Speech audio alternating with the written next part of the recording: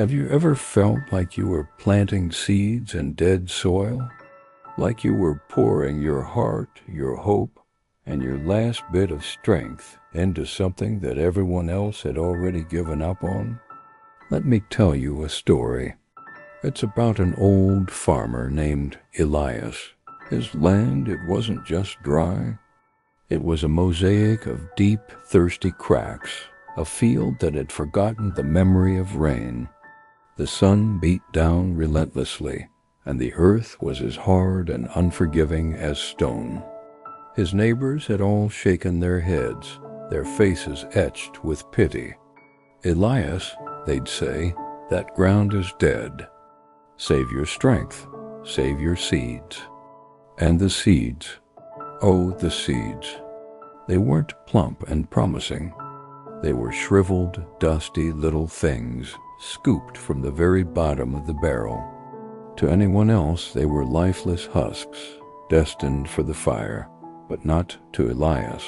Every morning, under the pale dawn light, he would walk his barren field.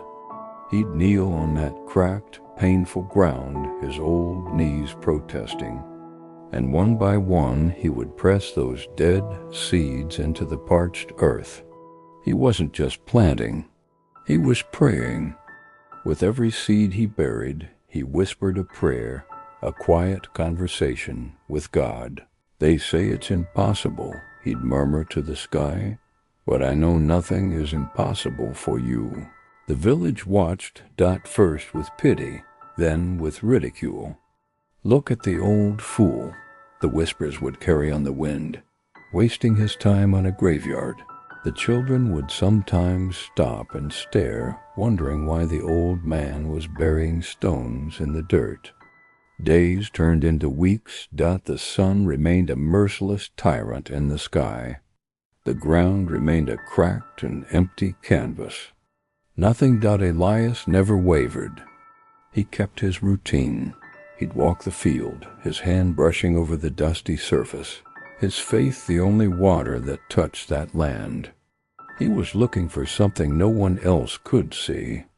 He was waiting for a promise, and then it happened. It wasn't a grand, thundering storm that broke the drought. It was something quieter, more miraculous. One morning, a neighbor was walking by, ready to offer another piece of well-meaning but useless advice, when he stopped dead in his tracks. He rubbed his eyes. He thought he was seeing a mirage. From the very cracks that had symbolized death and despair, tiny, vibrant green shoots were pushing their way through. Not one or two, hundreds, thousands. They weren't just sprouting.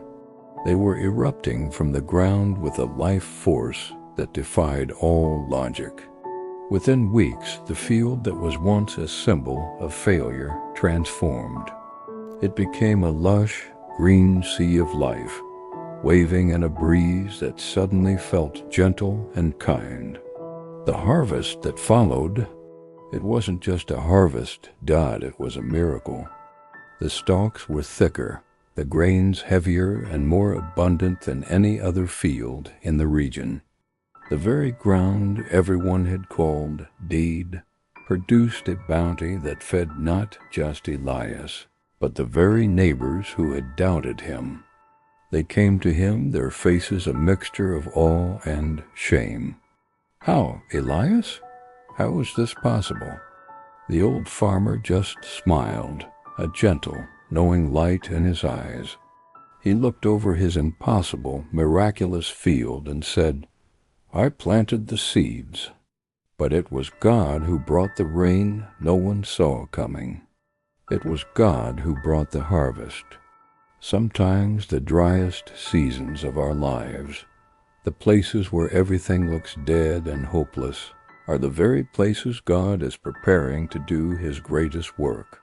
Your job is just to plant the seed. Even if it feels foolish, plant it with faith. For more life-changing stories that will remind you of the hope that's always there, subscribe and stay uplifted.